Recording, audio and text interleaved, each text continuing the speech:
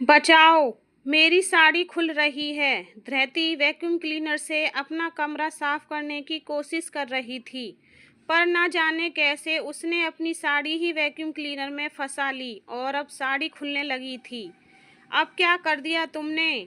आकर्षक बाथरूम से निकलता है तो धृति को इस हाल में देखकर चौंक जाता है। फिर अगले ही पल उसे गुस्सा आ जाता है। मेरी साड़ी! कहने को तो धृति और आकर्षक शादीशुदा कपल थे, लेकिन वो कुछ भी बोलने में बहुत घबराती थी। बार बार वो खुद को ढकने की कोशिश करती है, पर नाकाम रहती है। जब तुम्हें वैक्यूम क्लीनर चलाना नहीं आता है तो चलाने की कोशिश क्यों कर रही हो? गंवार की गंवार ही रहोगी। आकर्षक स्विच बटन बंद करके धृति की साड़ी निकाल देता है, लेकिन गुस्से में उसकी आंखें लाल हो गई थीं। मुझे तो लगा मुझे मुसीबत में देखकर तो इन्हें मेरी चिंता हो रही थी, लेकिन शायद ये मुझे पसंद ही नहीं करते। धृति जल्दी से साड़ी का पल्लू पकड़कर बाथरूम की तरफ भागती है और आकर्षक के कड़वे शब्द उसकी आंखों में आंसू ले आते हैं। धृति और आकर्षक की शादी दोनों के पिता ने एक जमीन के सौदे के बदले में की थी।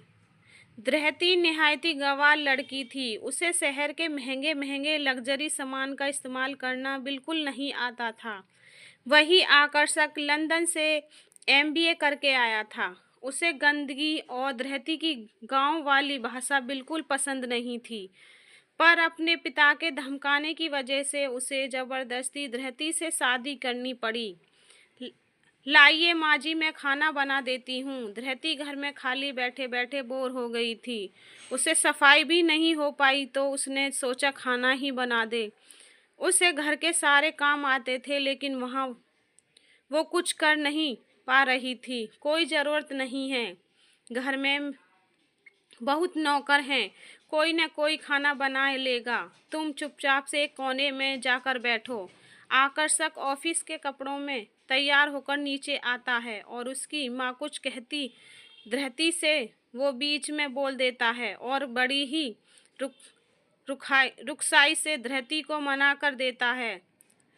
ऐसा क्यों बोल रहा है बेटा? उसे मन है तो बनाने देना, ये बहुत अच्छा खाना बनाने जानती है। आकर्षक की माँ धृति की तरफदारी करते हुए आकर्षक को समझाने की कोशिश करती है। वो चाहती है कि धृति अपने गुणों से आकर्षक का दिल जीत ले। बनाती होगी, लेकिन गोबर के गंदे से चूल्हे पर। इससे पूछो क्या इसे माइक्रोवेव यूज़ कर आता है? पता चले अपने साथ साथ हमारे घर को भी आग लगा दे। वैसे तो आकर्षक इस शादी के लिए अपने माता पिता से नाराज था, लेकिन वो धृति को बेइज्जत करने का कोई मौका नहीं छोड़ता था। उसे लगता था शायद ऐसा करने से धृति उसे छोड़कर चली जाएगी और उसे मुक्ति मिल जाएगी।